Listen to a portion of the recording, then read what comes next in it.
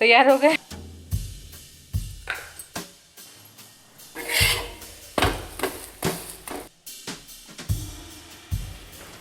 में ना रिस्क नहीं ले सकते हैं, पहना 15 लाख का उनका तरफ शादी में खुशी का माहौल घर में, दूसरी तरफ उसी में बच्चों की एग्ज़ाम की टेंशन, तीसरा उसी में मिले बुरी खबर जो दिल दहला दे।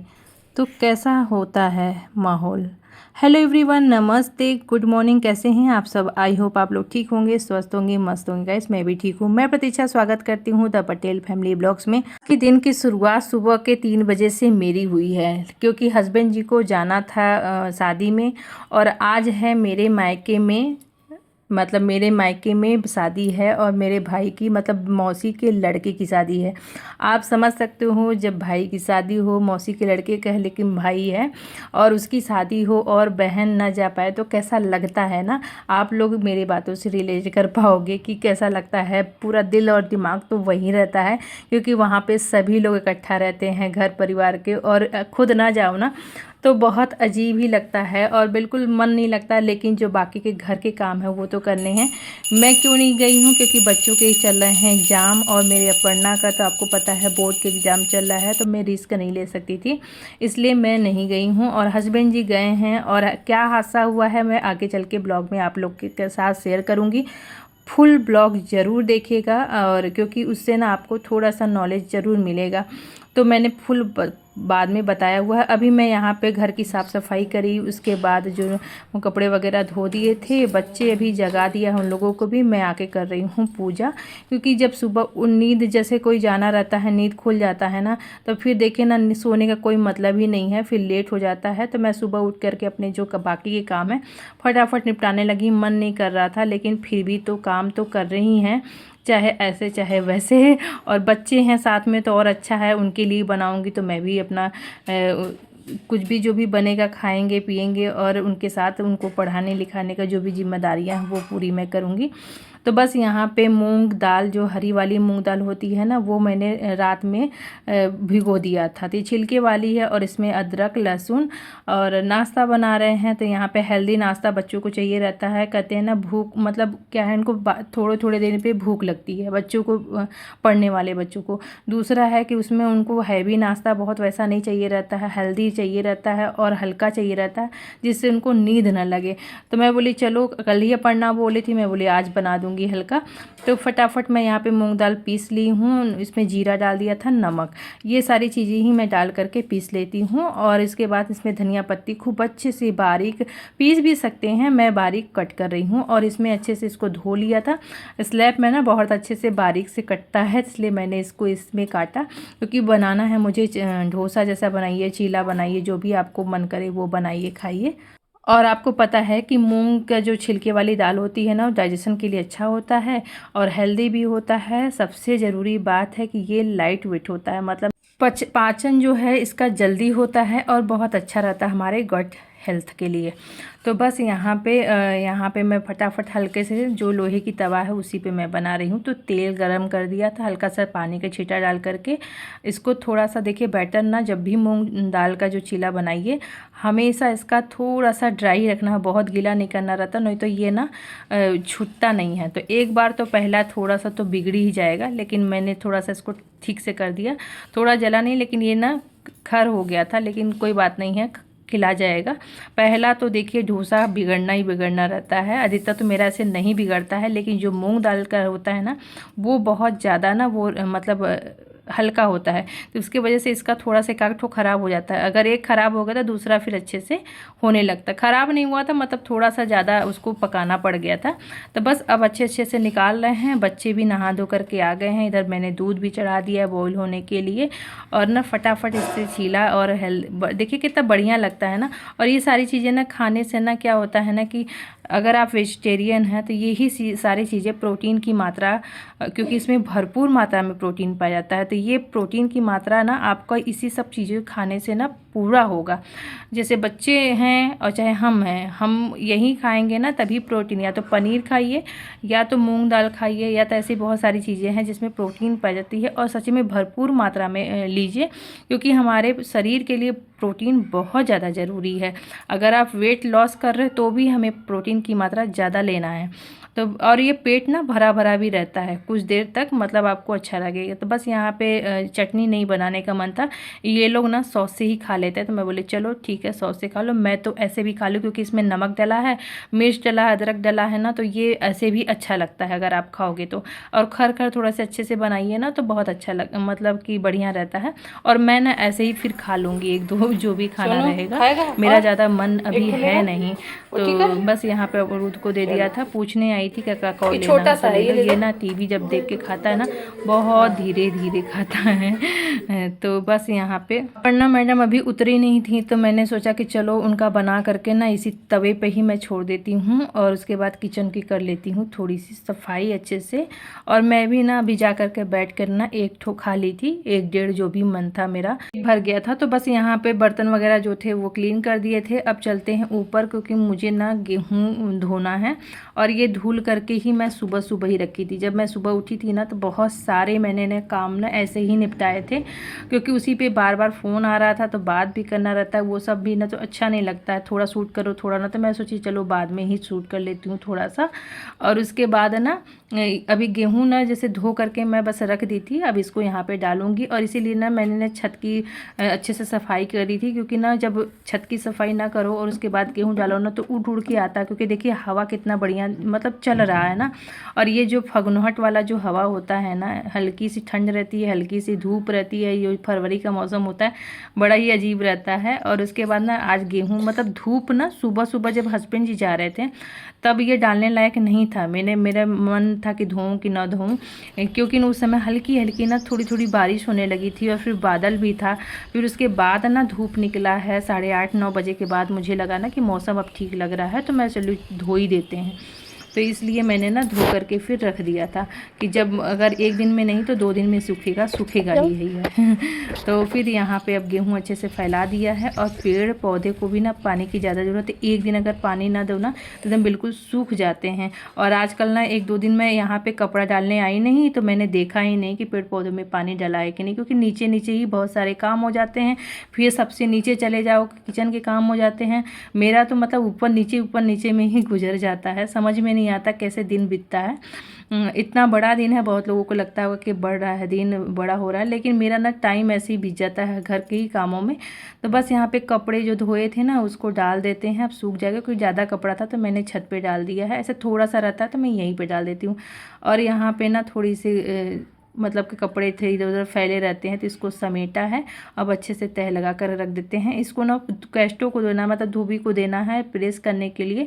अगर वो नहीं 1-2 दिन में आएगा तो मैं या तो हस्बैंड जी करेंगे या तो मैं कर लूँगी। 1-2 कपड़े उनके हो गए हैं और मुझे अभी उनको कपड़े धोने हैं। तो कल मैं मशीन सोची हूँ कि संडे को मैं लगाऊँगी। उनके जब कपड़े होते हैं ना तो मैं अधिकतर मशीन में ही धोती क्योंकि उनके ज़्यादा ही रहते हैं, इकट्ठा करके रखे रहते हैं और एक एक रहता है तो ऐसे हम धोते रहते हैं। फिर यहाँ पे जब बहुत ज़्यादा हाथ में ना पानी पानी काम कर लो ना तो हैंड ना पूरा ड्राई ड्राई हो जाता है, तो उसको थोड़ा सा क्रीम लगा करके अच्छे से मसाज कर दो तो अच्छे हो जाते हैं, देखने लायक हो जाते हैं। ना तो बहुत ही गंदा दिखता है। तो बस यहाँ पे काम करते करते ना बालों की भी रूपरेखा बिगड़ गई थी। छत पे ना बहुत ज़्यादा हवा चल रहा था तो थोड़ा सा अच्छे से कंघी किया और उसके बाद अब मैं खाली हो गई हूँ। तो चलिए आप लोगों से मैं अब इसी बीच में ना बात करूँगी। और अपर्णा को बोला था कि दूध बॉईल हो गया था तो आते समय ये नाश्ता करने गई थी तो मैं बोली थोड़ा देर हो जाएगा, सारे काम भी हो जाएंगे, 1-1.5 घंटा हो ही गया था। तो मैं बोली ना तुम मेरे लिए कॉफ़ी बना करके ले आना क्योंकि मन है पीने का और थोड़ा सा ना वो भी लग रहा था। तो मैं सोची चलो पी लेते हैं, पीने के बाद ना थोड़ी सी एनर्जी आ जाती है और मन भी करता है ना दोपहर में पीने का। जैसे 10-11 बजे का ना मेरा टाइम है और नाश्ता करने के 1-1.5 घंटे बाद मैं पीती ही पीती हूँ। मामा और मौसी दिल्ली में रहते हैं तो जो सगी मौसी है मेरी मतलब मम्मी मेरी 3 बहनें हैं तो उनके में से जो सेकंड वाली है मतलब लास्ट वाली तो छोटी वाली तो साथ में रहती हैं, सेकंड वाली है वो दिल्ली रहती हैं। मेरे जो मौसा जी हैं वो दिल्ली में रेलवे में काम करते थे, सरकारी जॉब था उनका। तो अभी तो वो रिटायर हो गए हैं, तो रिटायर हो गए हैं तो उनके 2 बेटे हैं, 2 में से एक बेटी है। तो जिसमें से एक जन का शादी हो। आप लोग सोचोगे ये क्यों बता रही हूँ, तो सुनिएगा क्या क्या बता रही हूँ, क्यों बता रही हूँ और ध्यान से सुनिएगा, लास्ट तक ब्लॉग देखिएगा। तो कह रहे हैं कि वो जब शादी हुई है तो 2 की तो शादी हो गई है, तीसरे की जब शादी हो रही है तो उन्होंने दिल्ली से शादी नहीं की है। तीसरे वाले की जो शादी है वो यहाँ पे बनारस में हो रही है। मतलब लालगंज आप लोग को पता होगा, इलाहाबाद के थोड़ा सा इधर है, 5-7 किलोमीटर है आगे पीछे है। मैं तो अभी गई नहीं हूँ वहाँ पे, इलाहाबाद तो गई हूँ, लालगंज नहीं गई हूँ।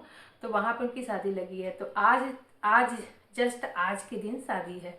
तो हस्बैंड जी सुबह चले गए हैं, वो तो उठे थे सुबह में जैसे बताया। तो हस्बैंड जी तो गए हैं, और लेकिन मैं और बच्चों का एग्ज़ाम है इसके वजह से नहीं गई, क्योंकि अपर्णा का बोर्ड का एग्ज़ाम है, रुद्र का भी एग्ज़ाम है। तो जाना आना में ना बहुत समय व्यस्त हो जाता, मतलब व्यर्थ हो जाता।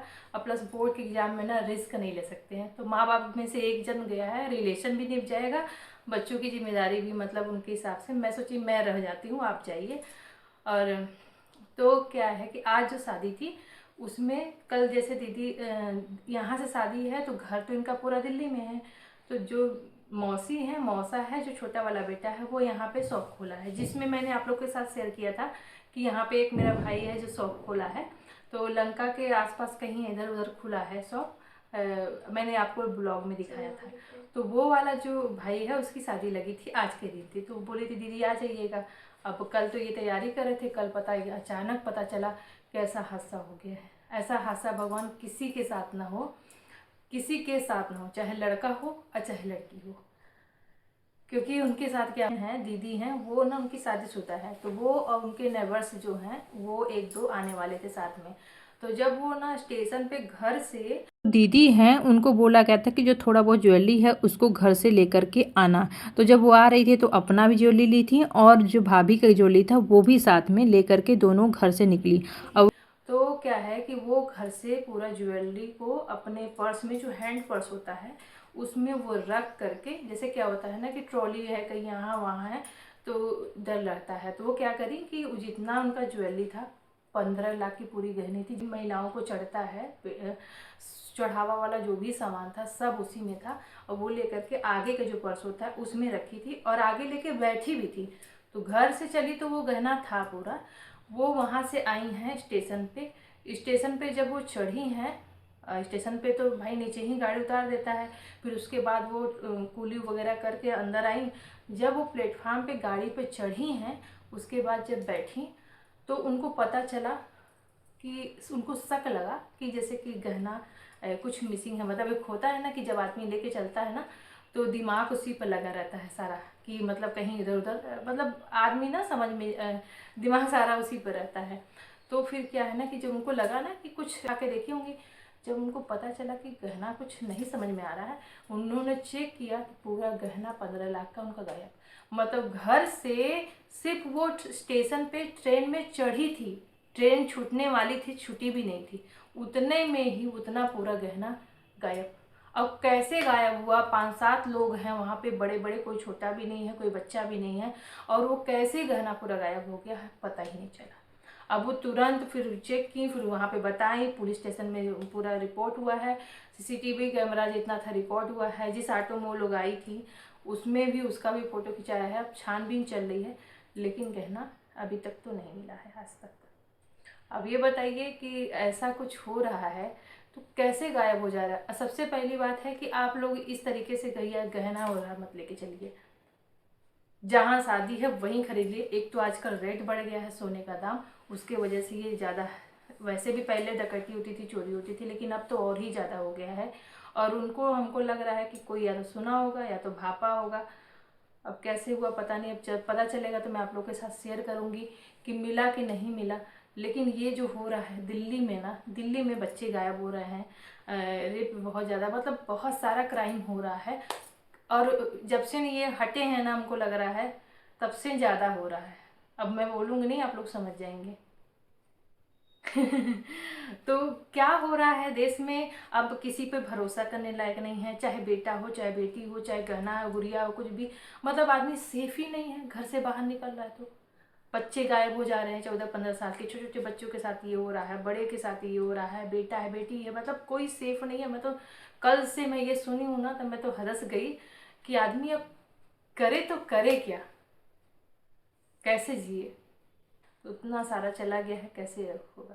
तो इसी की वजह से ना दिमाग बिल्कुल टेंशन में था। कल से फ़ोन पे फ़ोन, सुबह 3 बजे हस्बैंड जी को उठ के जाना था, तो वो 3 बजे रात में नींद नहीं आ रही थी। फिर कैसे कैसे वो करके उठे हैं, नहाना धोना किए, फिर मंदिर गए, मंदिर से आए हैं साढ़े पौने 15 मिनट बाकी था 5 बजे में, तो फिर वो अपना फिर गए। मैं बोली कुछ बना देते हैं खाने के लिए, तो बोले नहीं मन नहीं है, तो सुबह खिलाता भी नहीं है और चाय के आदि भी नहीं, इसलिए चाय पानी भी नहीं लिए। बोले मैं कुछ फल वगैरह खा लूँगा। और 10:30-11 बजे तक पहुँच जाएंगे, तो वहाँ बहन के यहाँ जाएंगे, तो वहाँ पे वो खाना बना के रखी। उससे भी बात हो रही थी, जैसा होगा बताएंगे मिलता है कि नहीं मिलता। लेकिन इतना समझ लीजिए कि बहनों, आप लोग कभी भी अब ज्वेलरी लेके सफ़र मत करिए, क्योंकि इतना ज़्यादा रिस्क हो गया है। तो अभी हमारे यहाँ तो सिंगरौली में ऐसा नहीं है, लेकिन अब तो सब कुछ हो जा रहा है भैया, अब उस किसी का कुछ भी भरोसा नहीं है। तो ये आप लोगों के साथ मुझे शेयर करना था कि अब बहुत ज़्यादा हो रहा है, बड़ा सतर्क रहिए आप भैया। आजकल आर्टिफिशियल मिल रहा है, वही पहन के कम से कम अपने जान को बचा के रखिए। मैं तो बहुत डरी हुई हूँ, मुझे तो समझ ही में नहीं आ रहा कि क्या करें। हस्बैंड जी भी गए, मैं डर रही थी कि भगवान सब अच्छे से जाए। भोलेनाथ जी गए हैं साथ में से, तो बस अच्छे से उनकी शादी भाई की बीत जाए, बस मैं मना रही हूँ। चलिए गाइस, ये व्लॉग यहीं समाप्त करते हैं, मिलते हैं अच्छे नए वीडियो के साथ। तब तक के लिए बाय बाय। जैसा होगा अपडेट मैं आप लोग के साथ शेयर करूँगी। हाँ, आप लोग मेरे वीडियो को लाइक भी नहीं कर रहे हो और सब्सक्राइब भी नहीं कर रहे हो। सब्सक्राइब तो कर रहे हो, या तो आप लोग पूरा फुल वॉच नहीं करते हो वीडियो को, कमेंट भी नहीं करते हो। आप ये बताइए, मैं आप लोगों के साथ कुछ शेयर कर रही हूँ, इतना इंपॉर्टेंट चीज़ है, कुछ भी अगर ब्लॉग शेयर कर रही हूँ तो एक रिलेशन बन रहा है। आप लोग जब कमेंट करोगे तो मुझे भी अच्छा लगेगा। वीडियो बनाने में, एडिट करने में, आप तक पहुँचाने में बहुत मेहनत लगती है, तो आप लोग समझ सकते हो। लेकिन आप लोग का एक कमेंट आ जाता है तो मैं बहुत खुश हो जाती हूँ कि चलो किसी को तो पसंद आ रहा है। ऐसा तो कुछ मैं वीडियो बनाती नहीं हूँ, तो बस आप लोग का सपोर्ट चाहिए, ऐसी बनाए रखिएगा। Bye bye.